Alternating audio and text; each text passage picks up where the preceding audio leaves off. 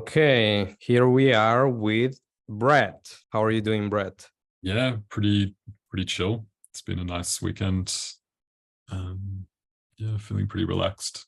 It's like Sunday night over here in Australia. Okay, because you are Australian, right? I am Australian. That's true. Okay, Yeah. and would you like to introduce yourself, tell us what you do, and what is your expertise? Sure. Yeah, it's sometimes a hard one to define exactly my expertise.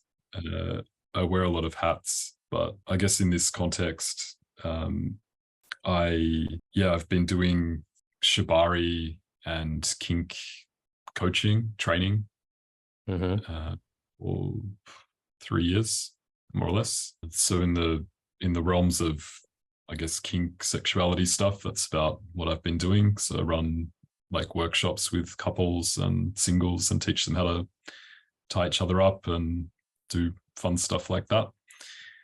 I also have been doing what's called Yoni mapping or Yoni massage professionally since 2019. So again, like 3-4 years.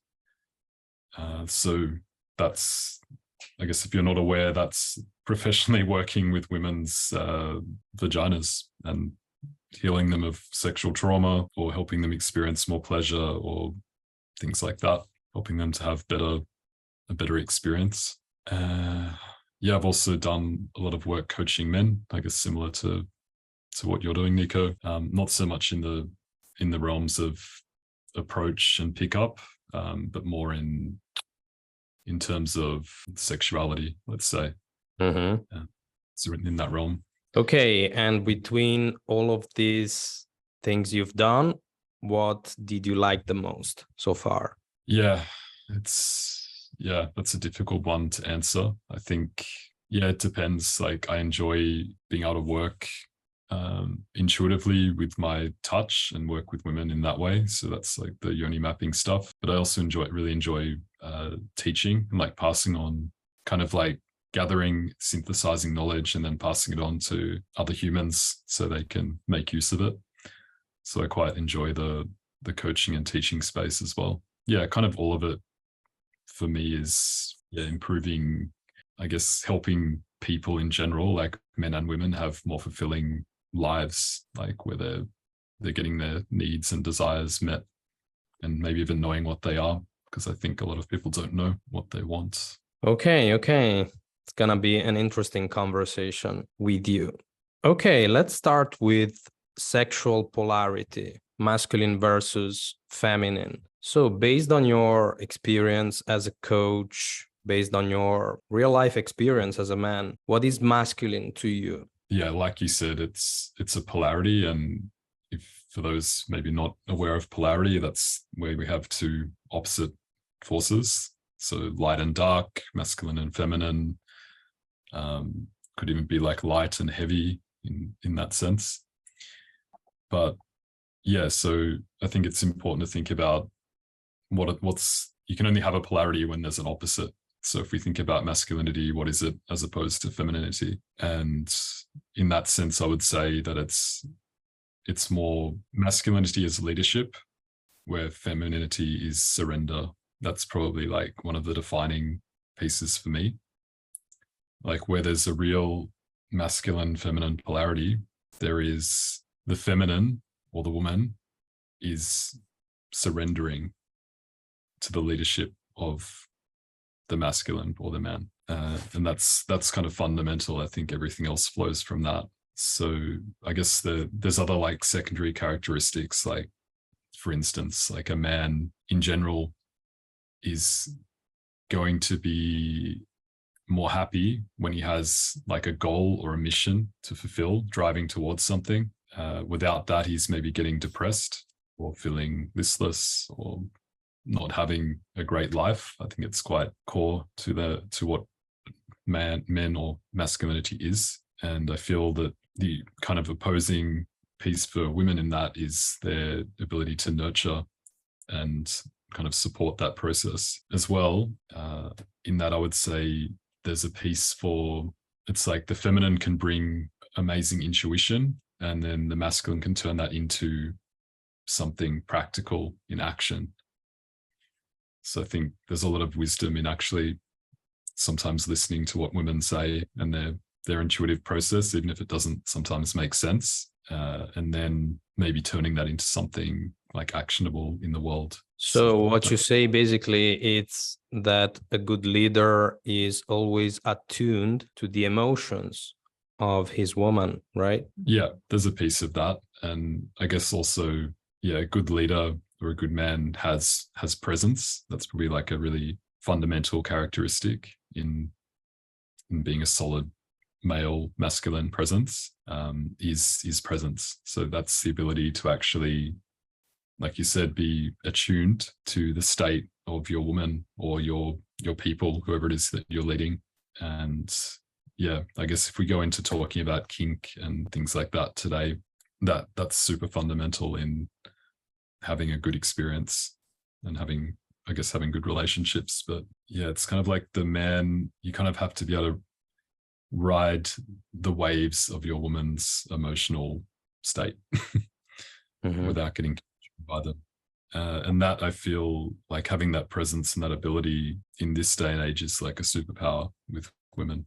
Okay, and what are your tips to achieve presence both in the bedroom and outside of it? How to stay present with a woman? The classics is first, I guess, being able to be present with yourself. If you can't be present with yourself and your own state, it's going to be hard to be present with anyone else. If you haven't yet, having some kind of meditation practice, it doesn't mean that that's something you need to do forever and like obsessively, but having like some kind of foundation grounding in a meditation practice is amazingly helpful for building presence. Yeah. So that's like first tuning into yourself and your own state. The second thing is like practicing eye contact, and not just staring into someone's eyes, but actually something that I would call, it's like presence, but it's with a softness to it. So it's kind of like the difference between if you stare really hard into someone's eyes and maybe you're too close to them, they might start to feel uncomfortable. And it's not that making someone feel uncomfortable is bad. Like we can obviously play with that, like pressure and release and things like that. But if you're doing it constantly and without awareness, then you're just going to push that person away. But if you can kind of take a breath and I guess come a little bit more into your heart and have like this soft eye contact, and there's a big difference. Yeah, I feel like that's kind of a key piece. The other skills that I would like, so this is all kind of making someone feel like you're actually with them and present with them. But the other one is actually when the woman speaks, making sure that she feels heard and understood. Yeah, maybe you guys heard of like active listening and things like that, just repeating back what the woman said. So for example, I don't know, Nico, say something to me. How was your day? It was okay. I woke up pretty early this morning. Okay. So you woke up super early, hey? What had you get up so early? Well, I had to prepare this interview with this amazing guest. So I, had to do certain things. Yeah, we could flow on from that. But what I'm getting at is that in order for someone to feel heard and understood, there's a piece in kind of, there's a set of techniques. It's also known as authentic relating, which is something I'd recommend all of you investigate, where it's going to help the woman feel understood, and it's actually going to help you understand her more, and for her to understand, basically have a much better relationship. And again, it's like a superpower. Yeah, the thing is that sometimes guys, they parrot the girl out of being nervous, Yeah, this is not parroting. Yeah, it's not parroting. And I definitely would not recommend that. It's not parroting, it's getting curious. Exactly, yeah. But I feel this energy from you. Let's dive deep a little bit into this concept of authentic relating. Can you expand it? Yeah. I mean, beyond what I said, it's a practice of well, authentically relating, but it's a series of, I guess, tools and techniques that you can do with another person or in a group. It looks a little bit like active listening, but it goes far beyond that. It's kind of difficult to explain what happens, but there's almost like a brainwave shift that happens when you do this, that you and her will feel, and it can almost feel like you've taken drugs at some point. You're like really something shifts in the consciousness or awareness together, and you drop into something a lot deeper than just chit chat, and that's a really powerful state to be able to get into. It's fun for you, but it's also quite often profound for a woman who may never have experienced it. So yeah, definitely a useful one. Yeah, I had the same feeling when I did my first workshop in Tantra, and I had to look deep in the eyes of my girlfriend. And yeah, I dropped into this amazing state of just being, being present with her. It's the same feeling. Yeah, similar feeling. It's almost like a psychedelic experience, if you've ever had that, but obviously without any substances involved. Yeah, I'd say it's a little bit similar to that experience that you may get in Tantra, but there's a slightly different frequency to it as well. Mm-hmm. What is this difference in your opinion? I feel that Tantra, sorry, I didn't say that in the introduction, but I also used to teach some Tantra, experience in that realm. There's an undercurrent of eros, like erotic energy, when you work with Tantra that's not necessarily there with something like authentic relating. You can do authentic relating with your guy friends and like have really deep conversations that feel profound. So whereas, yeah, I mean, you could do eye gazing with your male friends as well. It's fine, but you're probably not going to do like yab yum, which is where like the woman is, sitting on your lap and you're like breathing together and things like that. Okay, maybe some people who are listening to us are inexperienced and they don't know many concepts. One of them is Tantra. So can you explain us what is Tantra in simple words? Yeah, I can try. Yeah, I laugh because it's quite a complex topic. Mm-hmm. So I'll try to condense it. So Tantra originally is almost like a religion, but more like a spiritual philosophy, and as well as a series of almost like occult techniques to kind of remove the veil between you and what is real in the universe. So again, it can be a very trippy, profound experience. It originated around, it's probably thousands of years old at least. Like the written records we have are more or less 2,000 years old. So yeah, it's a spiritual practice. In modern times, when you hear Tantra, you probably think of sex. That's because in the West, mostly it's sold that way. That's not exactly what it's about. It's more like what I said, like tearing away this falseness to reality and actually showing you what is possible. This modern Tantra that you can go and learn, it's very worthwhile, even if it's not 100% authentic to the 2,000-year-old Indian practice.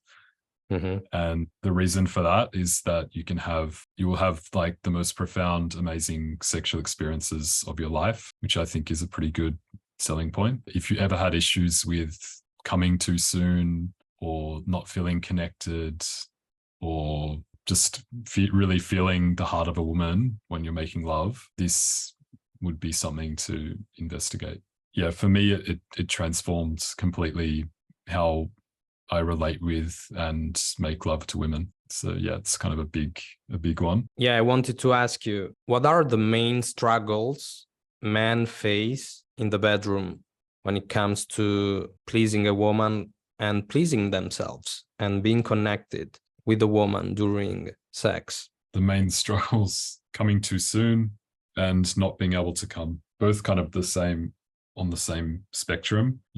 From what I've seen, they're kind of symptoms of the same thing, which is really not being embodied or connected to your own body, and not being connected to your partner.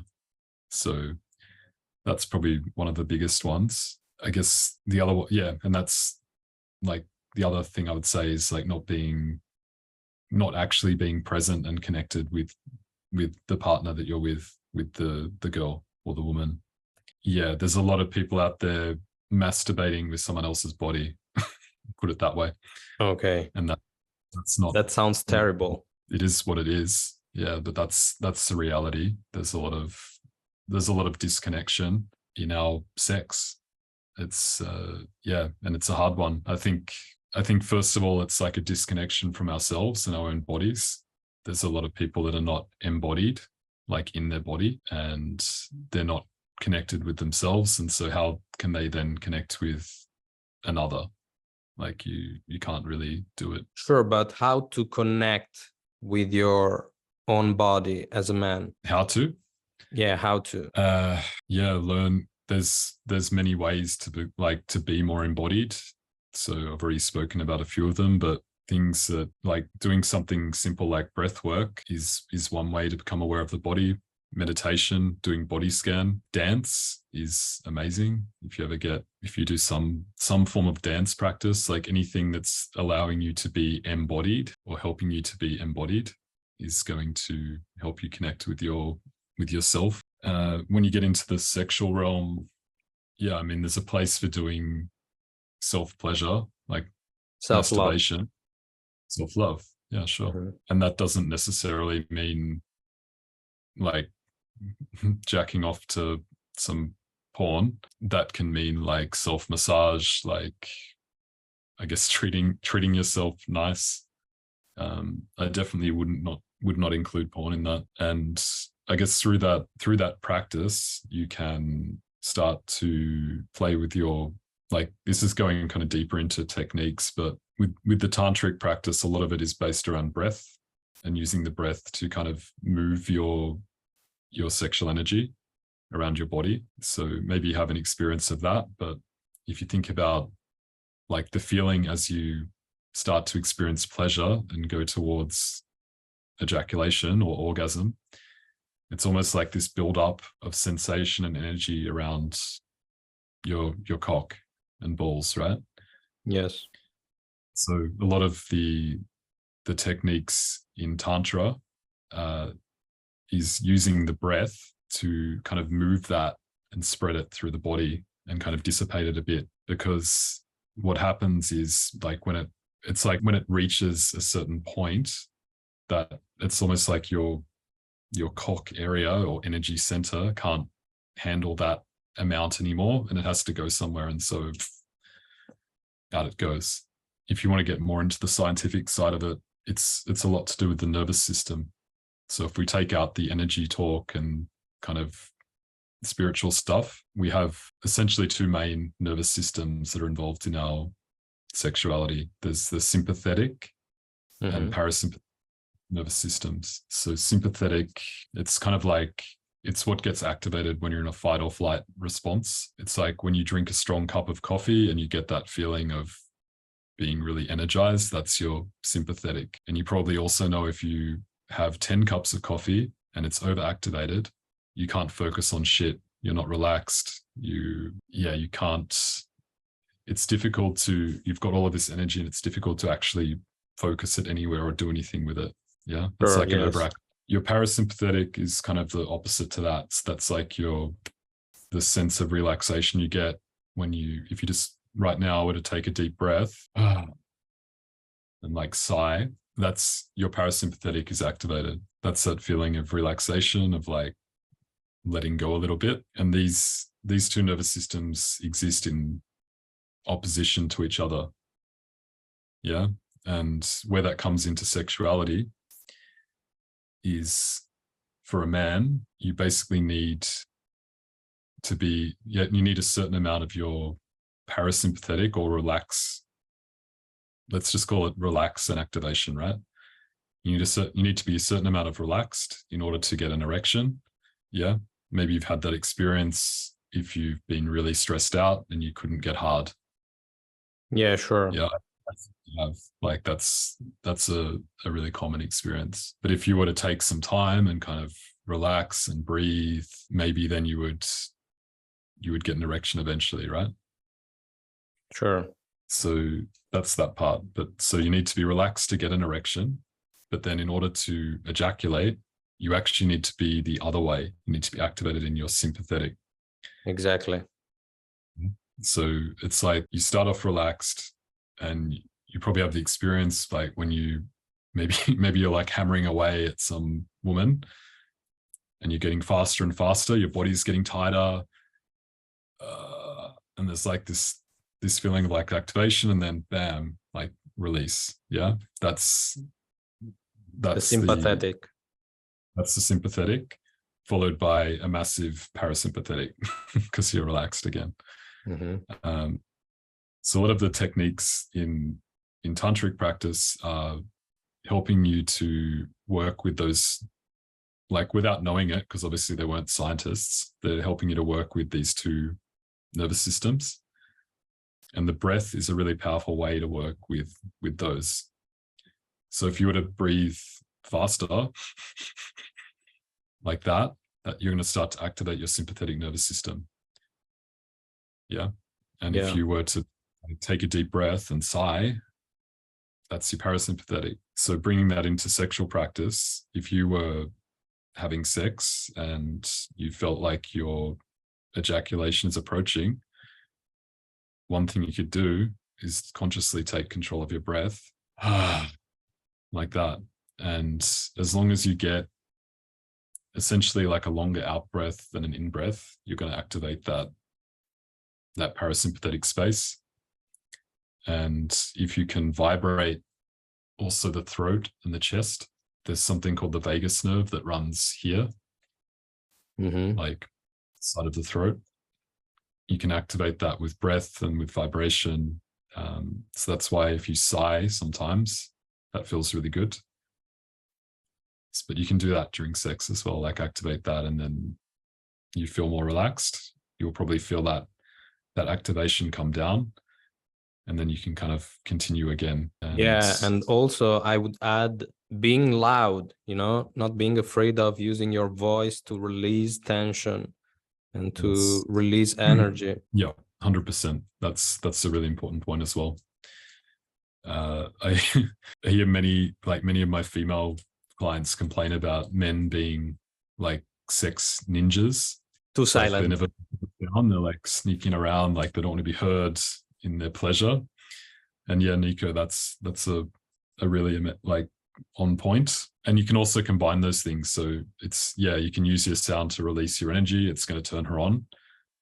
And as well, you can use that to vibrate your throat, which is actually going to activate your parasympathetic and take you a little bit further away from ejaculation and more towards relaxation. So it doesn't always have to be like a like a sigh, like you're in a yoga workshop. It can also be like a growl or, an expression of pleasure, as long as you're getting vibration here and you're taking control of your breath and breathing more slowly. That's gonna help with everything. Super interesting. Let's move on. I have a question for you. So you've been working with females, you have a great experience in sexuality. How to handle the female sexual energy as a man? How to handle the female sexual energy? Yeah. In what sense? Can you expand the question a little bit? So let's first describe the female sexual energy. So you've been working with lots of females as a Yoni masseuse. So how it is the female sexual energy? How does it feel to you? Yeah. Again, I think we can use this concept of polarity to describe that. If we think about, I can't remember there's like an actual scientific term, but if we think about male sexuality, we can get turned on spontaneously, right? Like often, not always, it's the man in a relationship that's initiating sex, and it's obviously not, it's not always the case, but probably more often than the woman. So a man has like this spontaneous activation of his sexuality. Usually a woman in general, they're a bit more of a slow boil. They're like, it's like they can take a little bit more time to get turned on, but once they are, they're like really strong in that. Yeah. So it's like we're on, yeah, it's like men, we're kind of lighting the fire or giving the kindling, like the small bits of wood to light the fire, and then the woman is like this inferno, like big fire once you get her going. And I like to explain this with a metaphor. So our sexual arousal, it's like a switch, okay, on off. Whereas for a woman, it's like a volume knob. So yeah, you need some time to arouse her, and you need some time to create a connection with her. 100%. Yeah. So, I mean, I can actually give a good example of that. So I have a lot of friends that, so I as I mentioned, I do Yoni massage for women, and that involves touching strangers' genitals, like stimulating them. I also have a lot of female friends that work with men and do like a similar thing called lingam massage, which is basically like a spiritual hand job, let's say. Working with a man, those women, they need like 1 hour max in a session. Maybe they can do a bit more, like go a bit deeper, but usually the man is on the table and she's touching him and he's aroused. Yeah. My sessions, they're like minimum 2 hours and usually 3 hours, especially for the first time that I would see a woman. And the first hour, I'm usually not even touching her. It's sitting together, talking, breathing, finding out about her fears and her traumas and what's happened in her life that's led her to need help with her sexuality. Yeah, there's a lot more preamble. And like you said, it's like slowly building trust and everything until the point where she's aroused.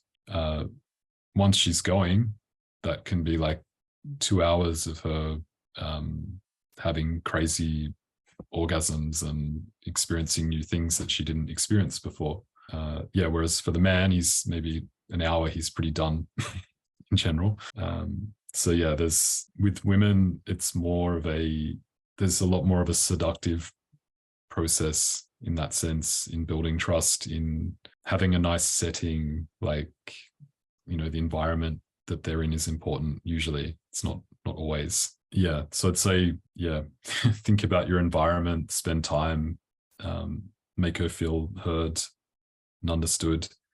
And then also with the touch is starting, like coming back to that massage analogy, the touch for the men, like women can pretty much go straight to the genitals, right? And often we prefer it. Like we like that. I like that. I like it when, like, I don't mind being teased a little bit, but I like that my cock is acknowledged by a woman pretty soon. Like, I agree. She's messing around too long, and like, it's like, come on, like, whereas for a woman, sometimes it's good to wait.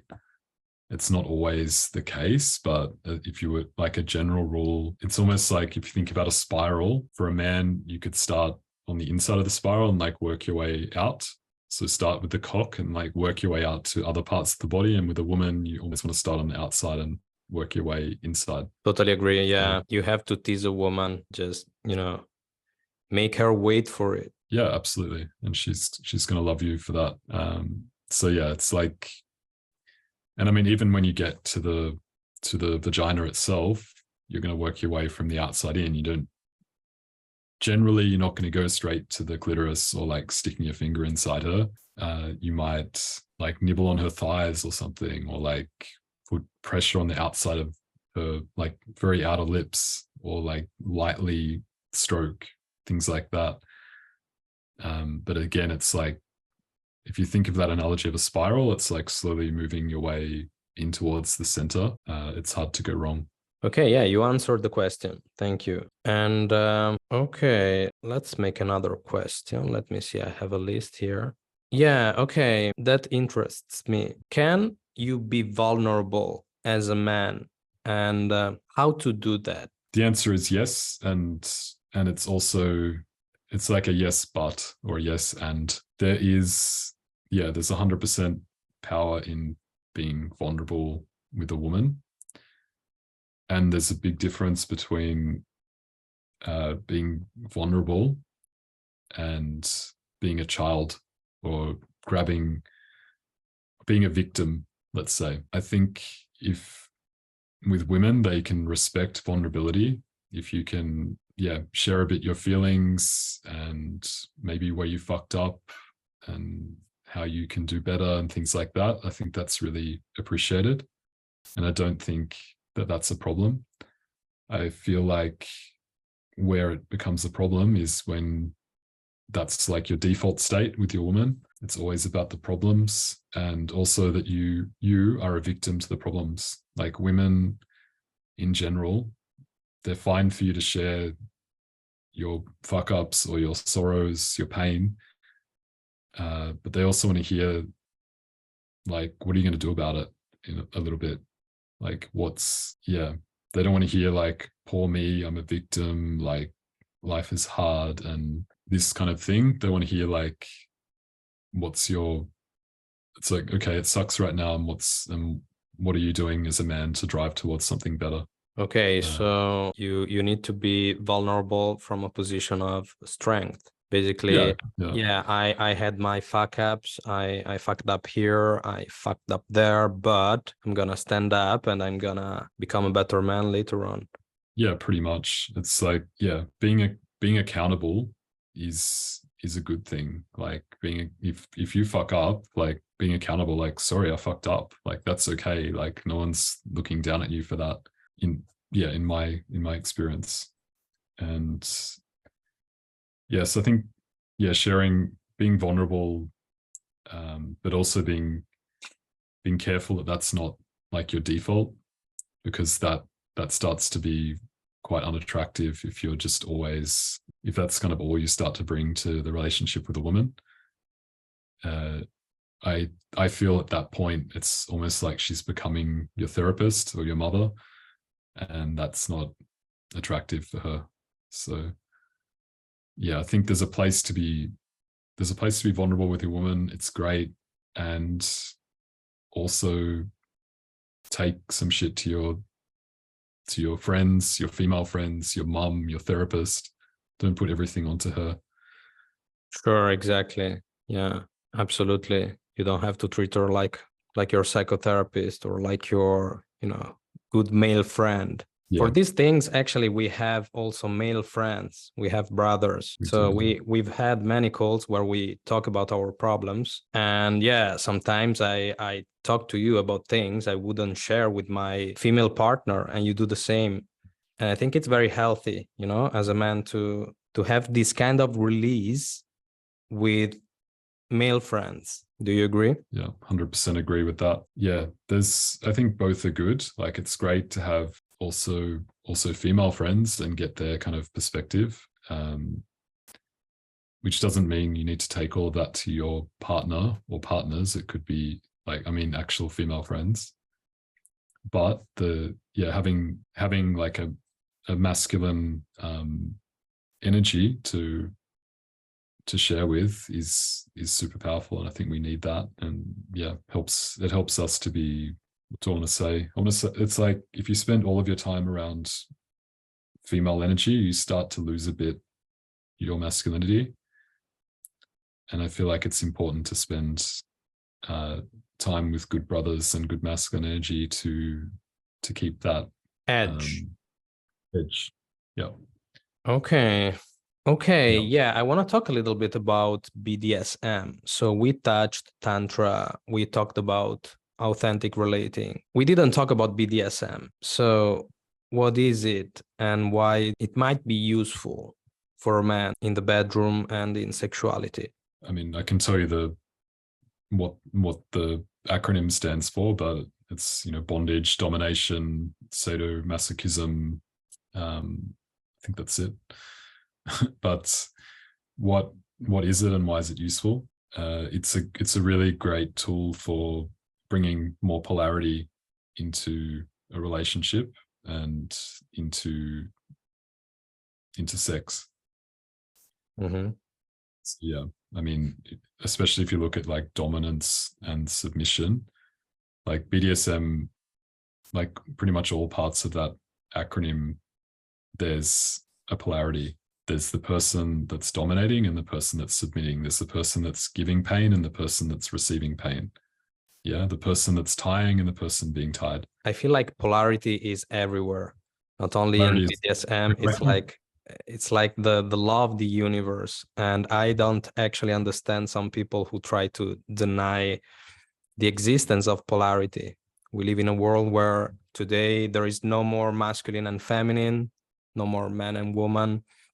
But anyways, I don't want to be too polemic. Let's go on with the answer. Yeah, and I mean, just on that point, like this, like kink or BDSM is a great place to reclaim that a little bit. Yeah, it's interesting. Like when this book 50 Shades of Grey came out, maybe you heard of that. It's like a pop culture BDSM book that basically every woman in the world read. Their mothers, it was a sensation for a few years with like all generations of women reading it. And the thing is, it was so wildly popular because women love this shit. They love to surrender because that's their real feminine nature. Yeah, outside of all the feminist dogma and garbage that gets fed into them these days. So yeah, I think most women are hungry to surrender.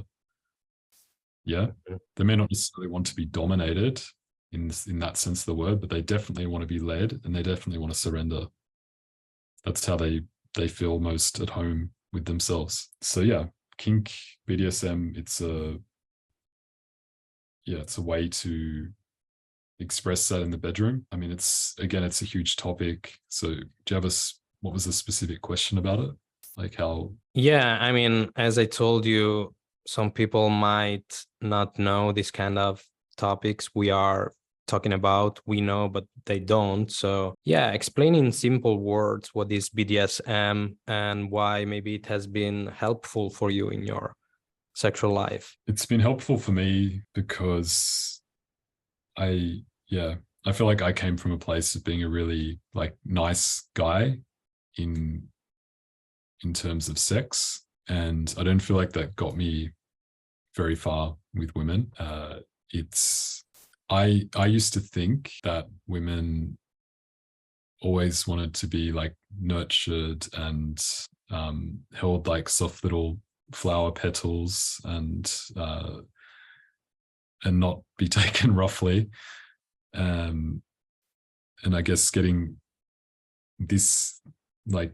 an awareness of this space that it exists, and it's so like in the subconscious of women, they're so hungry for it, that there's a book that sold like more copies than the Bible about it.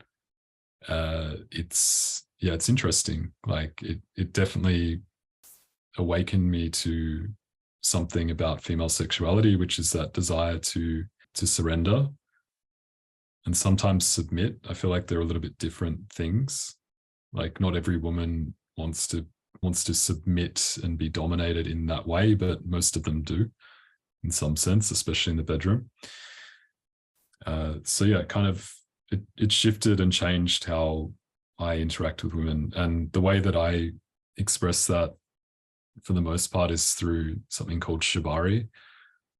And like there's various like art like ways to kind of play out these dynamics. Yeah, there's not like one way to do it. But shibari is maybe you've seen it, but it's like Japanese, originates in Japan, but it's like rope bondage, like tying with a rope, and it can be really artistic as well. Like can be really beautiful the way that the ties are done. what I like about it is it puts the woman into almost like this blissed out, like she's had heroin or something, I don't know. Like she's she goes into an altered state of like pure surrender and bliss. Yeah, she's completely harmless when she's tied up, and she loves it. She loves it, yeah.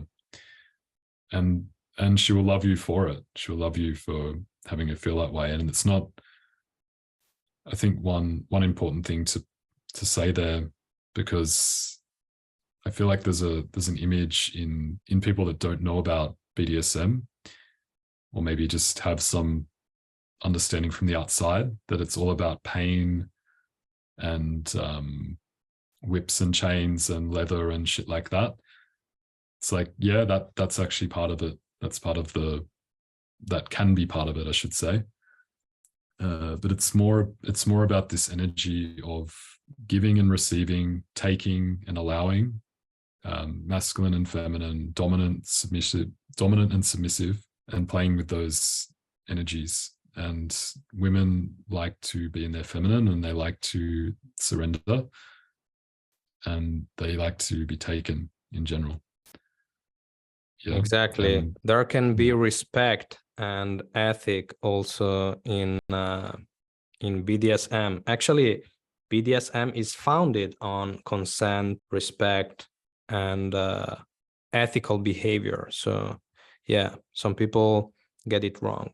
Yeah, and I think that's an important one to say as well. Like you can do it in a way that's really harsh and painful and everything, and some people really love that. Like I've had female partners in the past that love to be bruised. Like they wanted to have, like I had this one girlfriend I was seeing a couple of years ago. We were living in Thailand, and in Thailand, like you've got to do visa runs every so often. Like you need to like leave the country to re-enter and get your passport stamped. And I did it as well. And so where we were in the country, it was like in the north, like in the middle of nowhere. You had to take a bus to cross the border to like Cambodia or Laos, I can't remember which one, and get your passport stamped and come back. Now she asked me the night before, she's like, I want you to make my ass so bruised so that I'm going to feel it tomorrow on this bus that's on these like dirt roads that are all fucked up. And yeah, and she loved that. Like she absolutely felt pain as pleasure, and those people exist, and that's all fine. But that's not what it is. That's not what kink and BDSM is. That's just one facet of it. Distilling it down, it is about, again, polarity and playing in polarities. And yeah, so I guess I'm just saying, like, you can have these like harsh sadomasochistic experiences. Don't think that that's all that it's about. Like I personally don't enjoy giving pain. Like I did it for her because she liked it. Yeah, some people really get off on it. That's all fine. But I like to give an emotional experience to a woman when I have like a kink session with her. Like when I tie someone with a rope, it's like I'm taking her on a emotional roller coaster of stillness and action, and it's almost like a Beethoven symphony of it's like riding these waves of energy. Yeah. So I guess distilling it down, it's like you're tapping into something fundamental in her psychology and learning how to give her a really good experience and something that she's probably craving. And well, I don't know if there's an and. That's it. That's why it's useful. And it can just be a lot of fun as well. Of course, yeah. Seduction, sex, they're meant to be fun and enjoyable experiences for both people involved. Okay, we can ask some questions.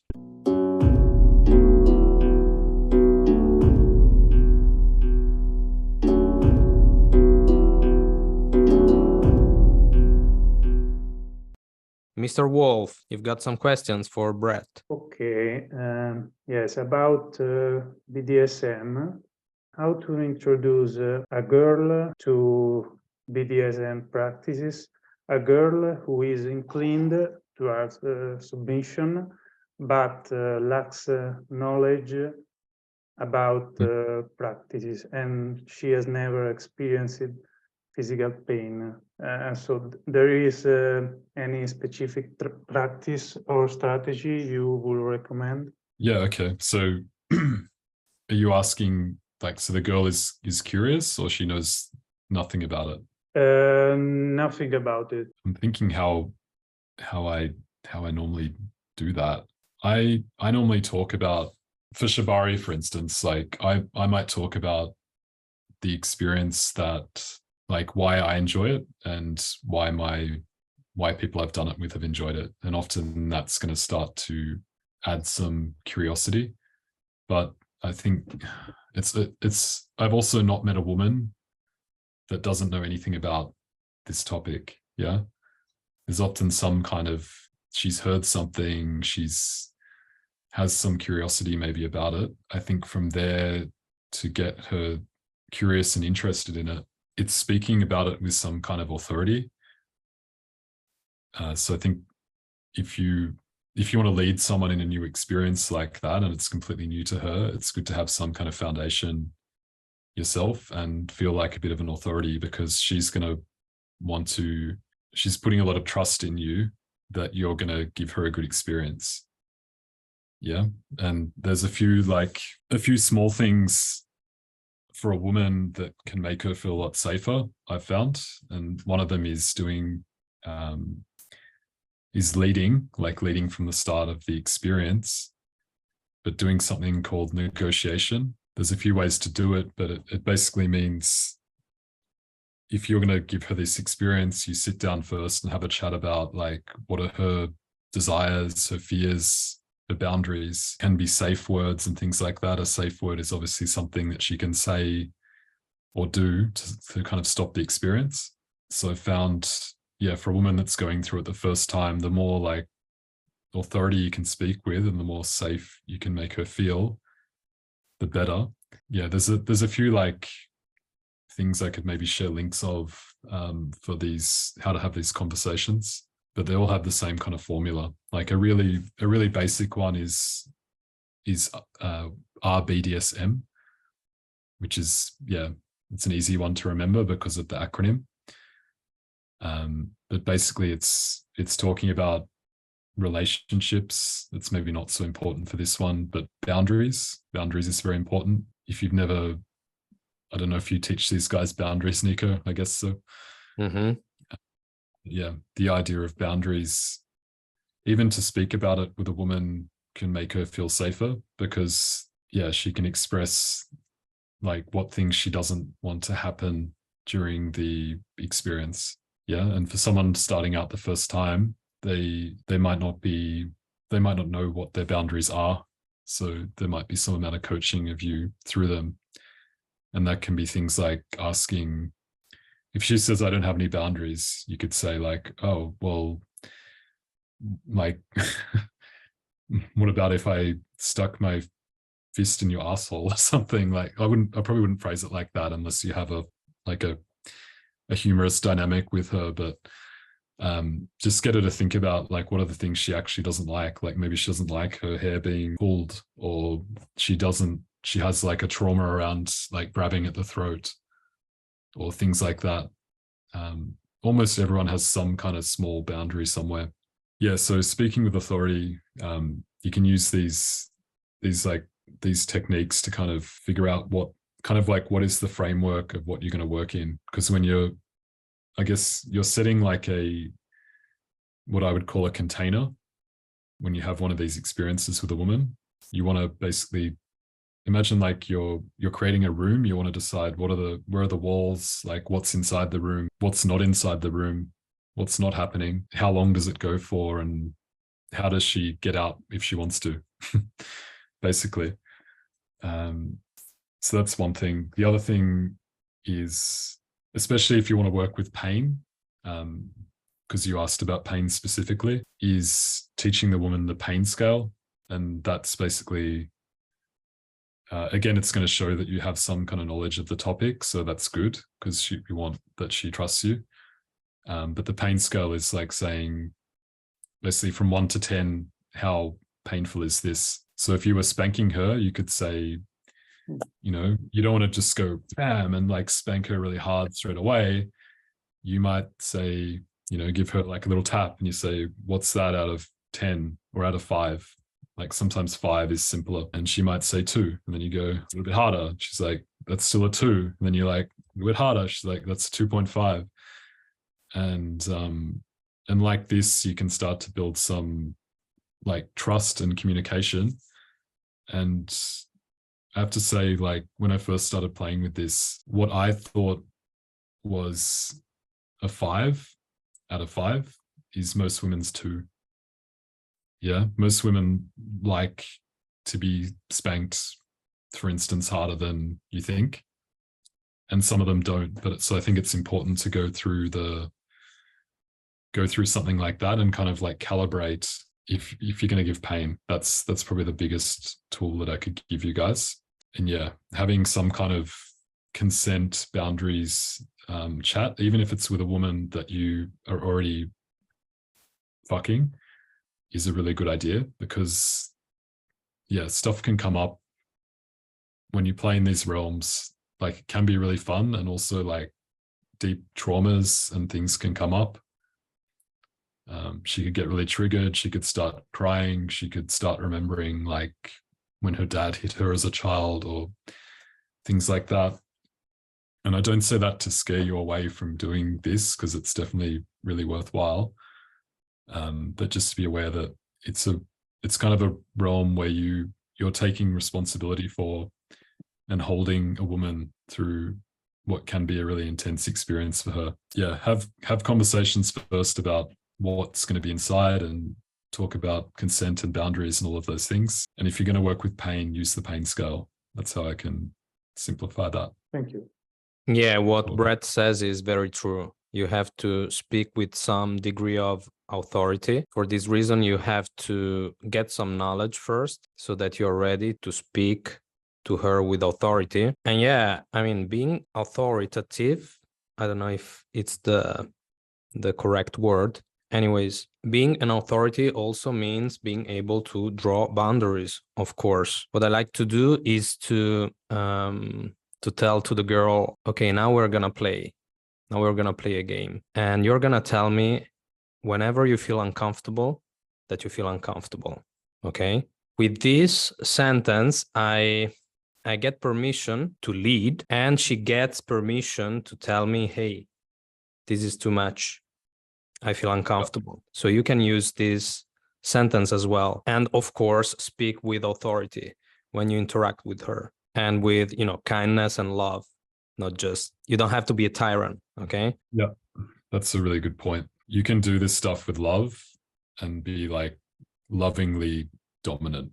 You don't have to be a complete tyrant, and that's not what this has to be about. And I'll just say that there are women that really want that experience of having a tyrant, but it's not not most of them. But yeah, it's a good point, Nico. Okay, And so just that communication piece is so important, like encouraging her to communicate what's happening for her, whether that's like, I'm uncomfortable, or I need to pause or slow down. That's probably another big one is like saying to her, like, if at any point you need to like pause or slow down or stop, it's like you can use your hands. Like I often say to them, because sometimes if it's an intense experience, they might become nonverbal, like they can't really speak or form words, but they could use a hand gesture. And for example, just to like hold up a hand, be like, okay, we need to pause. And that's the moment where you could check in with her, like, you know, let's take a breath. Hey, what's happening? Like, how are you feeling right now? You can kind of, when that happens, maybe you can de-roll, like come out of the role a little bit of being the dominant and actually go into a bit more caring. It's not to say that you need to be like, oh no, what's wrong? Like, oh, I'm so sorry. Like, I didn't mean to do that. That's going to completely break the whole state. But it is like bringing a little bit of care and heart into it, and just like checking in, like, hey, what's happening? yeah, what you said, it's very interesting. You can be dominant but loving at the same time. I would actually say that you cannot really love a woman if you're not in touch with your dominant side, because she actually wants to feel it from you. She expects that because you are the man. Would you agree on that? Yeah, if you can't, I just say it like that, if you can't find that place in yourself, your relationship will fail. That's the harsh truth. You need to find that place of like loving leadership or dominance in a relationship with a woman, or it will not work, not long term. Okay, Alessandro, you've got some questions for Brett. One simple question. Can you recommend me a book on Tantra? Because I don't know very much about Tantra. I'll think about that one and send something to Nico. But I think like I can definitely recommend you a book that might get you a little bit interested. However, Tantra is a bit like basketball or picking up a woman. Like it's an embodied experience. And I think for something like that, it's like you can read a bit in a book and get some excitement, but until you actually go to try it, it's not going to go anywhere. And just reading stuff and trying it out won't get you very far. The best thing that you could do is actually go to like a 1 or 2 day workshop somewhere and have a real experience of it. So yeah, I just qualify that and say, yeah, I'll send a book, which will be interesting, but it's more of an experience to go have. Like if you want to learn to play basketball, you don't read like how to be Michael Jordan. You go onto the court with a coach. Yeah, what you can do is actually take your girlfriend and go to some Tantra workshop. That would be amazing. You go there as a couple, or you go there by yourself. Okay, thank you. Both can be really good, and I can definitely recommend some good trainings or like workshops that you could go. Okay, let's go to the other Alessandro. First of all, nice to meet you, Brett. Hey, you too. Sorry for my English because it's a bit rusty. First of all, it was interesting what you said about talk to the girl of boundaries, about boundaries. Because, for example, in my experience, I don't talk about boundaries. So just I just go through the experience with her, and I experiment,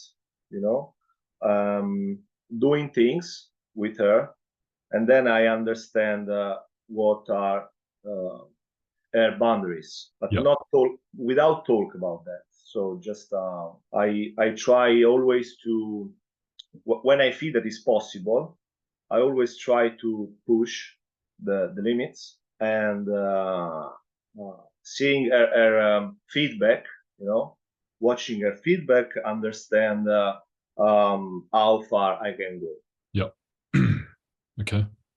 Yeah. So, but basically, is what you were saying. So there is like a sort of a curiosity there to have this kind of experience, even if she doesn't know about BDSM, for example. But you can feel that she has this kind of I don't know, come si dice predisposizione, Nico? This kind of she has this predisposition. What you say is really good. So what I don't want you to do is go away thinking that every time that you want to be dominant with a woman, you need to sit down and have a conversation and make a contract. Yeah, I understand. Yeah, definitely not. What you're describing is what I would call like energetic boundaries, or like non-spoken. That's awesome. Like if you feel like you are attuned enough to the woman, and you can do that without speaking, it's great. Like you don't need to. Where those conversations can be useful is like new woman that you don't know very well, or something new that you're doing that she's never experienced, like giving pain, things like that. I mean, you can still like slowly kind of experiment and push things and see what's happening, and that's fine. I guess you just run a slightly greater risk that you blow something up. Yeah. And I agree. yeah, so it's not like one way is right or one way is wrong. Definitely, yeah, you want to, like, I mean, the ideal scenario is that you don't need any words and you're perfectly attuned with her and you give her an epic experience and she's like, what the fuck, how did he know exactly what I wanted? Yeah, that's great. However, like, especially with a new woman or a new practice, a feeling of safety is really important for women to open up sexually. And that's not to say that they shouldn't feel like, or they don't want to feel like some danger or some like excitement, but ultimately they want to know that you've got them, like you're holding them energetically, or like, you know, if they have some big emotional explosion, you're gonna be there to like hold them so that they can relax and surrender. And yeah, sometimes having those conversations around the boundaries can be really helpful for building that trust, especially with a new woman. And like, it doesn't have to be a boring conversation like you're doing a tax return or like a legal contract. It can be, you can also make it kind of sexy as you're going through, like maybe you spank her and you're like, do you like, not do you like that, but do you want it harder or softer? You know, like you can say it like that. And she's like, oh, harder. Like, yeah, so it can be, you can kind of make the conversation fun as well, I guess is what I'm saying. If you're doing some like shibari, for instance, like ropes with a new woman, I definitely recommend having a conversation, just because there's the potential to damage the nerves when you're tying. And if this woman knows nothing about like feeling for what a pinched nerve, you know, like when the nerve gets pinched, some numb feeling, or that can be a real problem and could lead you into trouble. So it's good to kind of gauge, like, if you're going to do some like advanced rope stuff, like just to have a conversation, make sure she knows what to do in those situations. Thank you. This is very interesting because I'm gonna apply the mix, maybe the conversation of boundaries next time. Try it out. Yeah, because sometimes what happens is like she go into the experience very deeply, and maybe she does things that she didn't expect to do. And then she has she really likes all of this, but in the same time, the next moment, you know, she's like maybe sending you a message or speaking with you, talking about maybe we have different predispositions, you know, maybe I'm not like this. And so what I do in this case is understand her. But what I see is when I understand her, so there is the trust thing, you know. So they need to feel trust. They need to trust you, basically. And then she become more comfortable again, you know. And next time she wanna experience more. You know what I mean? Yep. And but talk about boundaries when it's time, in the right way, as you were saying before. I'm gonna experience that. And it's a good point. Like, very good point. That's what I was saying about, like, it's awesome if you can be really attuned and be able to do everything non-verbally, and you have that chance that you do something and she enjoys it in the moment, and then after she's like, oh, what the fuck? Like, I let him put his whole fist in my asshole. So, like, I don't know. And then she feels some shame, and then she's going to blame. And then, you know, that can lead to problems. So you run some risk in maybe burning her or something happening. So yeah, I think it's good if you don't feel sure to have like just a little chat. And there was something else there as well. The other thing I wanted to say is that sometimes when I've had these chats, I've actually gone, because we've had a conversation, I actually find out that she's way more kinky and open than I thought from my impression. And we actually ended up doing something way crazier than I would have done if we didn't have the conversation, if you know what I mean. Yeah. So yeah, sometimes having like a conversation can actually open up more doors that you didn't think were there. Yeah, it's happened a number of times. I was with a woman and I didn't even know that she was kinky, or I didn't feel that from her. And then it turns out she's a complete freak. And actually this one with the bus and the spanking and wanting bruises, she was like that. Okay. So just talk about boundaries, open a door. Maybe could open a huge door. Could open a huge door, and it could let you have some experiences you might not know were possible. Yeah, another interesting thing that I noticed is like, so when I am dominant and I have strong sexuality with a girl, and she did something that she wasn't expecting to do. Then I got her after that. She started to say, I don't know if we have the same predisposition, you know. I don't know if it's the right thing. Then I realized, for example, that she has the desire to dominate, to express her domination, you know. Mm-hmm. So when I let her, at one point I allow her to let me dominate, you know, in a certain way. Mm-hmm. And after this, she, strange, you know, but what happened? She became more submissive. More and more submissive.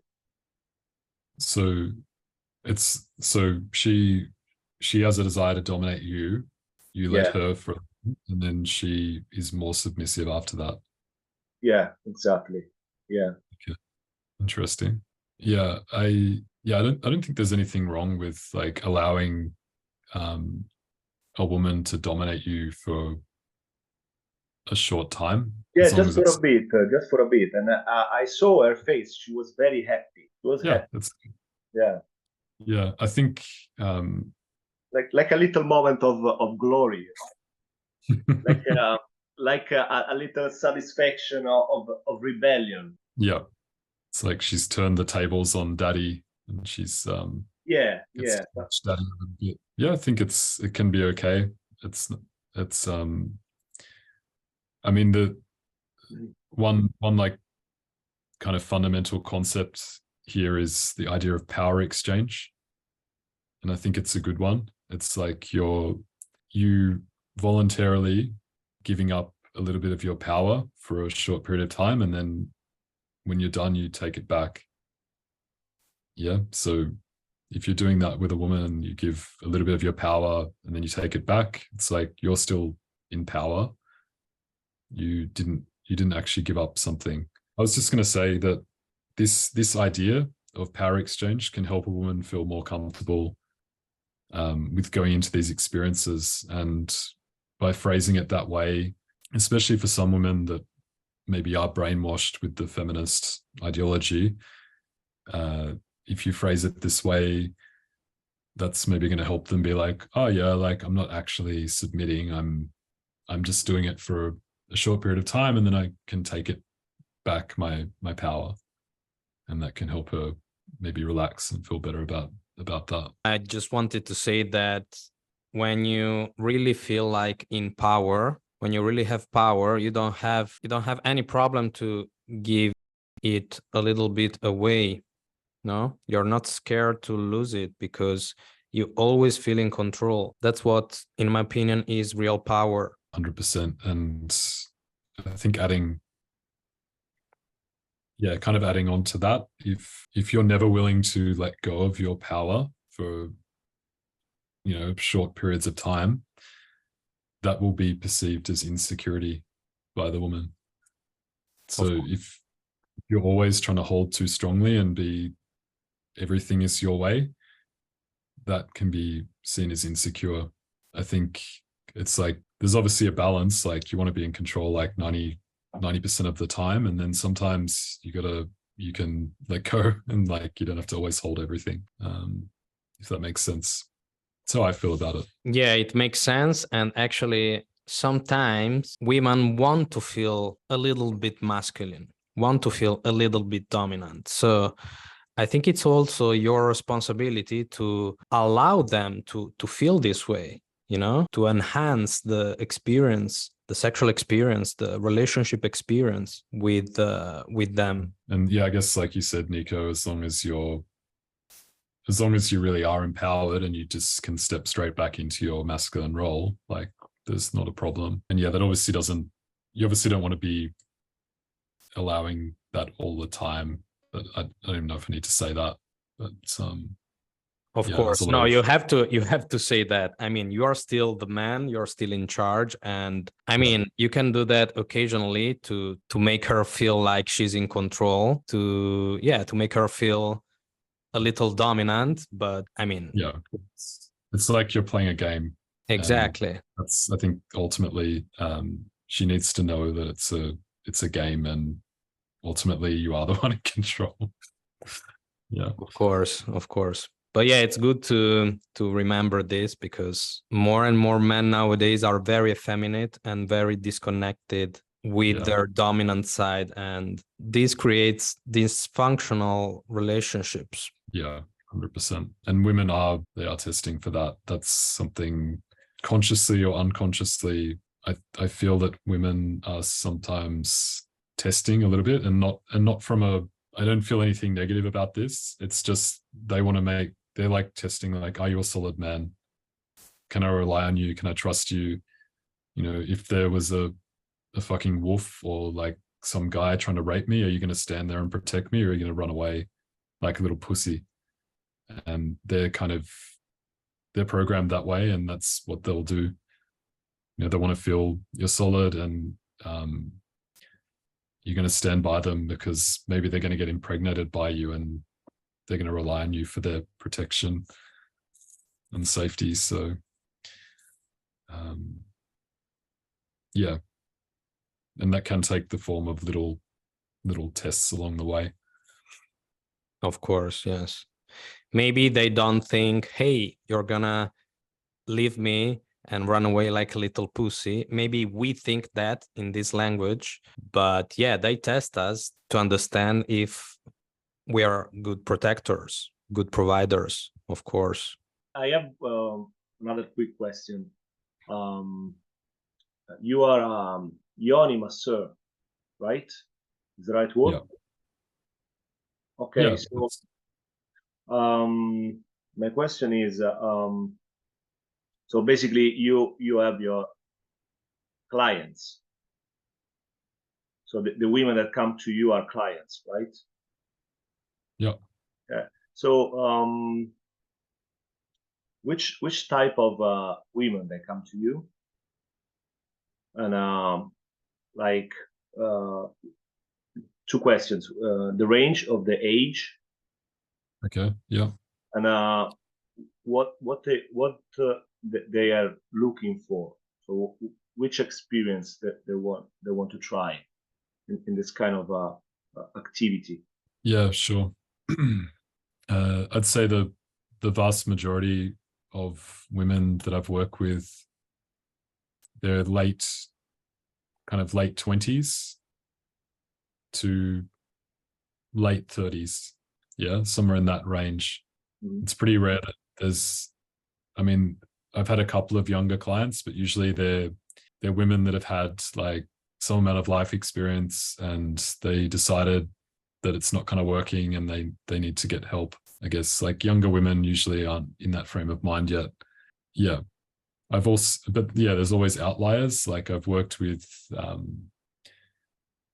I worked with one like Indian lady. She was, I think, about 50 and like a bit overweight and stuff. I guess that's one thing. Like you can't always, if you're going to do that as work, you can't always know, like, is the person coming beautiful and am I going to like them?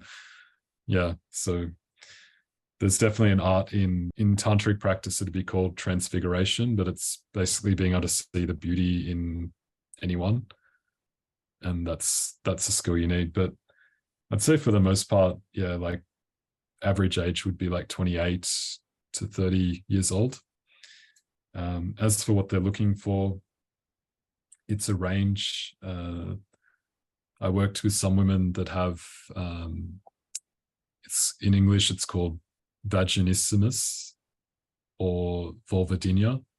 And what that is, it's basically when they have tightness or pain either at the opening or inside the vagina. It's actually super common, and a lot of like the medical system, doctors, they have no solution for this. Yeah, the only solution they give them is basically surgery, and that's it fucks them up. Like it's not good, and it doesn't really work. So a lot of them come for that, and this methodology is actually a really good way to work through that, because 99% of the time it's a emotional or physical / emotional thing that needs to be worked on, not like a medical issue, if that makes sense. So that's one. Another one is just women that have trauma, like maybe they had they were raped, or it's not even always rape. It can sometimes be, well, it often is that their first sexual experience was just not a good one. So that it was consenting, but the guy maybe penetrated her before she was wet, or he said something about her vagina, that it looks funny or it smells funny, or her tits are too small or too big or too this or too that. And this is super common, and in the first experience it often sets them up after that for pain, I guess. And so one of the things when they come for an experience with me, it doesn't really matter what they look like. They get the experience of being held and almost like worshipped as like divine feminine beauty. Yeah, apart from that, it's not always like trauma or things like that. There's also a lot of women that come because they hear about different erogenous zones, like G spot, P spot, K spot, A spot, which there's basically different zones inside the vagina which have different characteristics and can give them different types of orgasms, if that makes sense. So they might read something about that and they want to, maybe they never had an orgasm, or maybe they've only had orgasms from their clitoris. A lot of women wanting to experience like a vaginal orgasm, if that makes sense. And yeah, which is basically, often if a woman has an orgasm from her clitoris, it's kind of like a short, sharp orgasm. It's a bit like a male orgasm, but if she has one from like deep inside, it can be more, the experience is again like something like drugs, like they just go like into another world. And so they might be looking for that experience as well.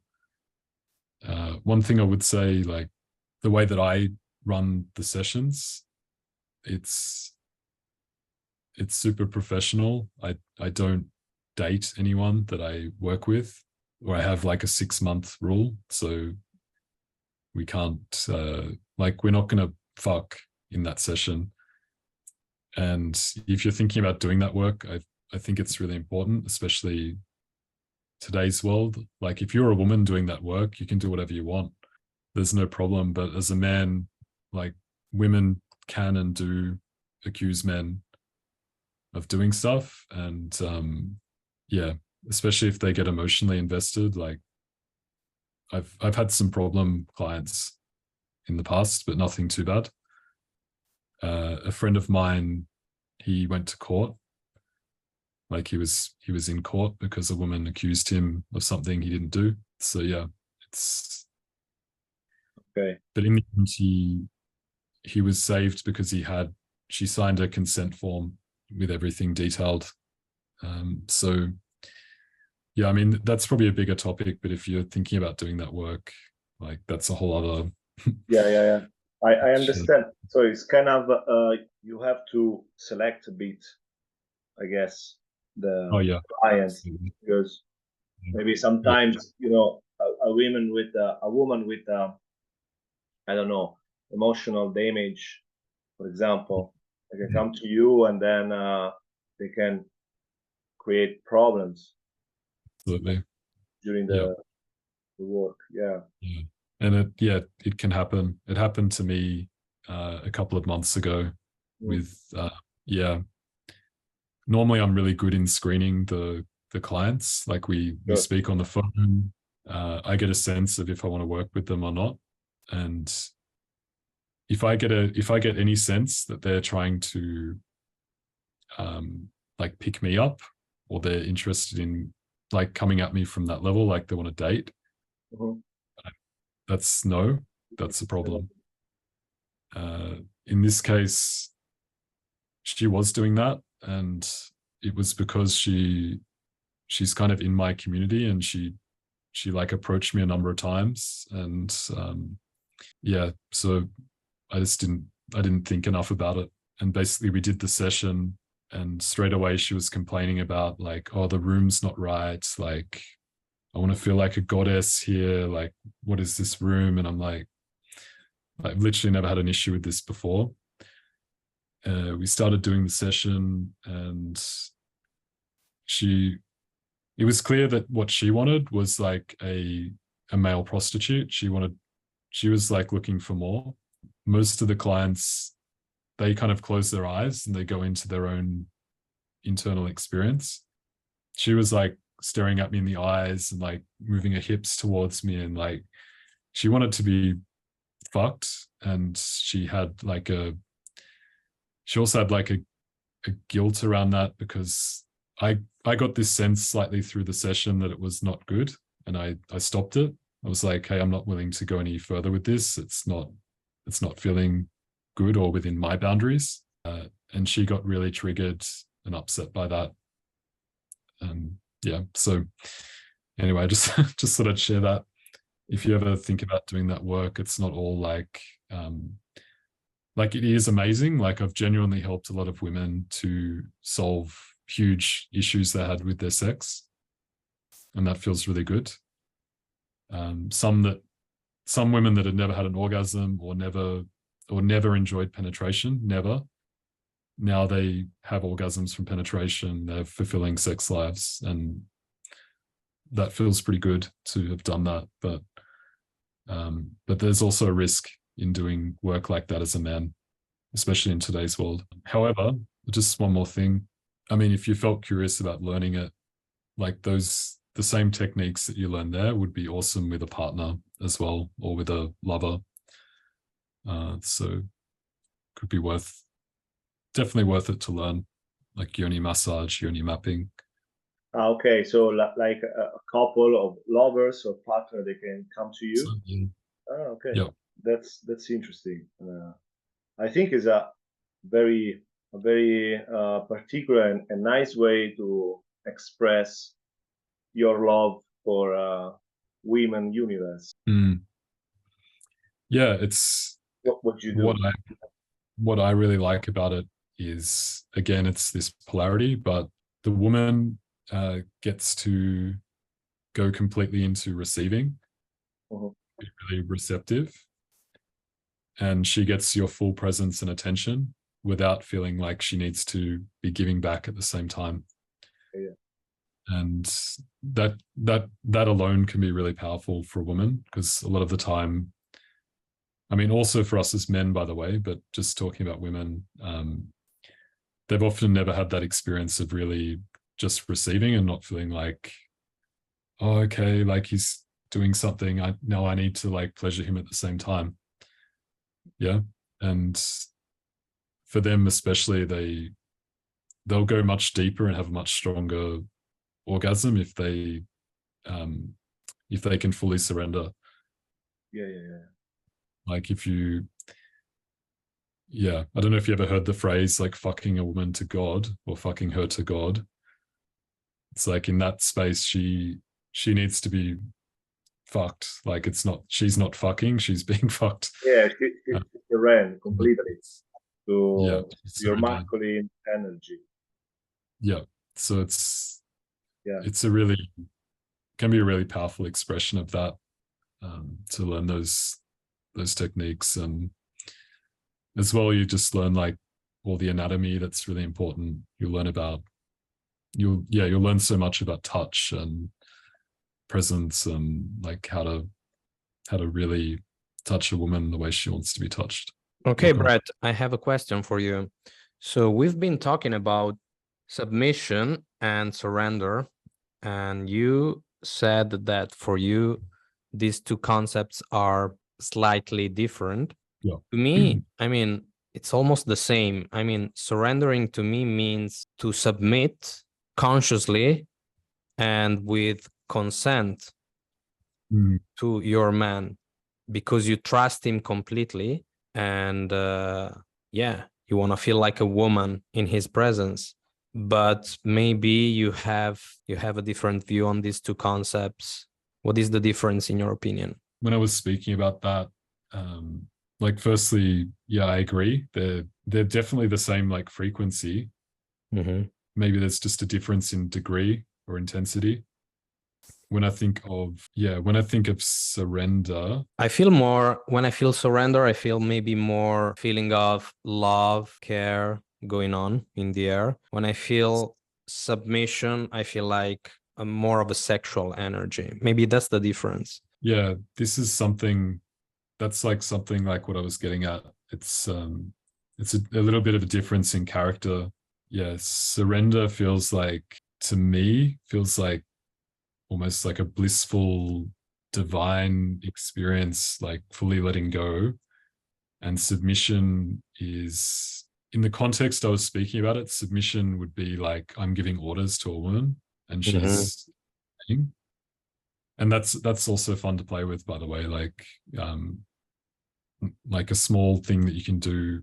One thing that was taught to me by a really good BDSM coach to start with a woman is doing like two commands and then like a compliment. So it's kind of like you give her a stick and then you give her a little bit of carrot and then the stick. So it could be like, come over here, down on your knees, good girl, you look so good down there. Like when you look up at me like that. And then you continue on that kind of cycle. That can be, it's something to practice with. It's not something you'll always do once you understand how it works. But that to me is like submission. That's not surrender. Submission is, it's like in this moment, I'm going to do what you say, or I'm going to let you do something. Surrender feels like a bigger, like surrender. It's like a full letting go into something. That's what I was getting at. Yeah. I really love the word surrender, also because it doesn't trigger that much women. This word submission triggers them sometimes. They feel very reluctant to, what the fuck is this? Submitting? No, I don't want to do that. Surrender is more, what did you say? Yeah, it can trigger that feminist, fight the patriarchy frame of mind. Yeah. Whereas surrender sounds quite beautiful to a lot of people. Alessandro, you wanted to add something? No, is surrender is more acceptable. Surrender is more like socially acceptable way to express what maybe is the same thing ultimately. I think we are over. Brett, thank you so much for joining us. It was a great pleasure. See you soon in Tbilisi, because you're coming here. We're going to live 1 month together. Looking forward to have some new adventures with you, and maybe other calls as well. Yeah, sure. Yeah, I enjoyed it. So appreciate being on, and the questions were really good as well. Yeah, look forward to some crazy adventures in 2 weeks. Okay, that's cool. Thank you guys for participating. And thank you guys. Thank you, Brad, for the conversation. Thank you. Thank you, Brett. You, Nico. You guys, have a see you. day. Thank you, Brett. Bye-bye. Ciao.